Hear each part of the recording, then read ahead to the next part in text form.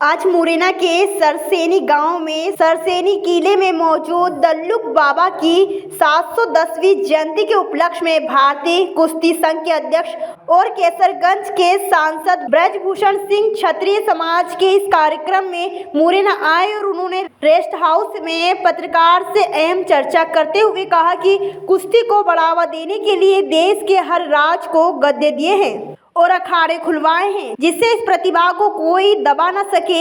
इसी को लेकर हमने कुछ नियम बनाए थे जिसको लेकर हरियाणा के कुछ खिलाड़ियों ने विरोध किया है। बताया है कि देश के अंदर 4 राज्य ए श्रेणी हैं, उनमें मध्य प्रदेश, उत्तर प्रदेश, महाराष्ट्र, हरियाणा है। इन चारों के बच्चों के लिए मैंने यह प्रयास किया है और अब मुझे यह सब देखना पड़ रहा है।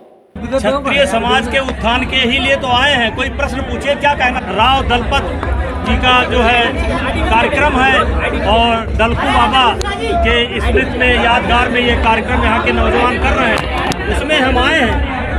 भी आप सुझाव देंगे उस आवाज़ को उठाएंगे। जो भी आप, हमारी योजनाएं हैं, हर प्रदेश में हमने गद्दे दिए हैं, हर प्रदेश में हमने अखाड़े खुलवाए हैं। आपके मध्य प्रदेश के खिलाड़ी बहुत अच्छे हैं और मध्य प्रदेश की प्रतिभा को कोई दबा ना पावे या अन्य प्रांत के प्रतिभा को कोई दबा ना पावे, उसी को लेकर के हमने कुछ नियम बनाए थे। उसी नियम को लेकर के हरियाणा के कुछ खिलाड़ियों ने विरोध किया और जो कुछ मैं कर रहा हूँ, मध्य प्रदेश एक आप समझ लीजिए कि देश के अंदर 4 प्रदेश ऐसे हैं जो ए श्रेणी के हैं। उसमें मध्य प्रदेश है, महाराष्ट्र है, उत्तर प्रदेश है और हरियाणा है। और इन बच्चों के साथ अन्याय ना हो, इसी के लिए हमने पूरा प्रयास किया और जिसके कारण से आज मैं झेल रहा हूँ। इसका मतलब आपको कुश्ती का कोई ज्ञान नहीं है, कुश्ती का कोई ज्ञान आपको नहीं है। आपको पता होना चाहिए कि हमारे ओलंपिक में कोई मेडल नहीं आते थे, पिछली बार 3 मेडल आए हैं और एशिया में, वर्ल्ड में इस समय हमारे देश की कुश्ती दुनिया के 5 देशों में है, टॉप 5 देशों में है।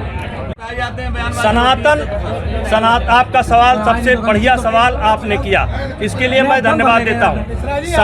सनातन धर्म के बारे में जो सवाल उत्पन्न कर रहे हैं, उनको नहीं मालूम है कि ये सृष्टि ब्रह्मा के द्वारा रचित है और दूसरे प्रलय के बाद जब मनु जी ने एक नई व्यवस्था प्रलय के बाद संभाली, उस समय भी सनातन पर हिरण्याकश्यप ने सवाल खड़ा किया था।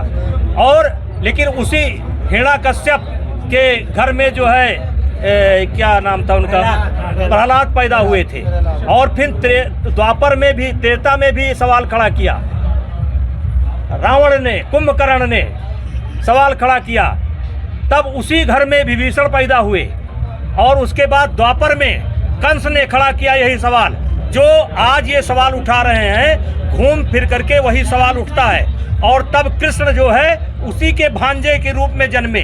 उस समय जरासंध, कंस, आज जो भाषा कुछ लोग बोल रहे हैं इस देश के अंदर, मैं नाम लेना उचित नहीं समझता हूं, किसी की भावना को मैं ठेस नहीं पहुंचाना चाहता हूं, लेकिन इस भाषा का इस्तेमाल हमेशा होता रहा है और हमेशा जवाब मिलता रहा है। लेकिन जो लोग इस प्रश्न को उठा रहे हैं वो अज्ञानी हैं। और क्या वो मानते हैं कि उनकी उत्पत्ति स्वयं की है?